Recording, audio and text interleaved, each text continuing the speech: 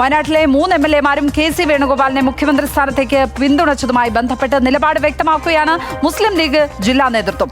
MLA-മാർ ജനവികാരം കൂടി മാനിക്കും എന്ന് പ്രതീക്ഷിക്കുന്നതായി ജില്ലാ ജനറൽ സെക്രട്ടറി T. മുഹമ്മദ്. തെരഞ്ഞെടുപ്പിൽ UDF തരംഗത്തിന് കാരണം VD സതീശനാണ്. MLA-മാരും ഹൈക്കമാൻഡും ജനങ്ങളുടെ വികാരത്തെ മാനിക്കും എന്നാണ് കരുതുന്നതെന്നും മുഹമ്മദ് പറഞ്ഞു. പ്രതികരണത്തിലേക്ക്. വയനാട്ടിലെ 3 MLA-മാർ അതിൽ എന്താണ് അഭിപ്രായം പറഞ്ഞത് എന്ന് വ്യക്തമല്ല. സ്വാഭാവികമായിട്ടും ജനവികാരം മാനിച്ചുകൊണ്ടുള്ളൊരു അഭിപ്രായമാണ് അവർ പറയാനുള്ള സാധ്യത. സമയോചിതമായി നിലപാടുകളിലൂടെ കൃത്യമായി പ്രതിരോധിച്ചുകൊണ്ട് ജനത്തെ ഈ സർക്കാരിനെതിരെ ഐക്യജനാധിപത്യ മുന്നണിക്ക് അനുകൂലമായി. സുർജിത്ത് അയ്യപ്പത്ത് ചേരുന്നു വിവരങ്ങളുമായി. സുർജിത്ത്, വയനാട്ടിലെ MLA-മാർ പിന്തുണച്ചത് KC വേണുഗോപാലിനെയാണ്. വയനാടിന്റെ വികാരം എന്താണ്?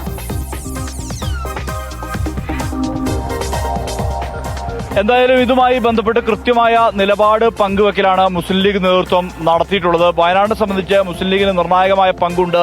ഈ തെരഞ്ഞെടുപ്പിൽ മിന്നുന്ന വിജയം UDF-ന് സമ്മാനിച്ചതിൽ 3 പേരും കോൺഗ്രസ് സ്ഥാനാർത്ഥികളാണ്. ഈ വിജയിച്ച ആളുകളെല്ലാം തന്നെ 3 പേരും കോൺഗ്രസ് സ്ഥാനാർത്ഥികളാണ്. ഇതിനകത്ത് പുറത്തു വന്ന ആ AICC നിരീക്ഷകന്റെ കയ്യിലുള്ള പട്ടികയിൽ അതിൽ കൃത്യമായ രീതിയിൽ തന്നെ KC എന്ന് രേഖപ്പെടുത്തിയതിൽ 3 MLA-മാരുടെ പേരുമുണ്ട്. അതിൽ T. സിദ്ദിഖുണ്ട്, IC ബാലകൃഷ്ണനുണ്ട്, ഉഷാ വിജയനുണ്ട്. സ്വാഭാവികമായും ഇതിൽ ജനവികാരം മാനിച്ചുകൊണ്ടുള്ള നിലപാട് MLA-മാർ സ്വീകരിക്കണം എന്നുള്ളൊരു അഭ്യർത്ഥന എന്നുള്ള നിലപാട് അതാണ് മുസ്ലിം ലീഗ് നേതൃത്വം പങ്കുവെക്കുന്നത്. അതിൽ ഹൈക്കമാൻഡും അത്തരത്തിലുള്ള നിലപാട് എടുക്കുമെന്നുള്ളതാണ് കരുതുന്നത്.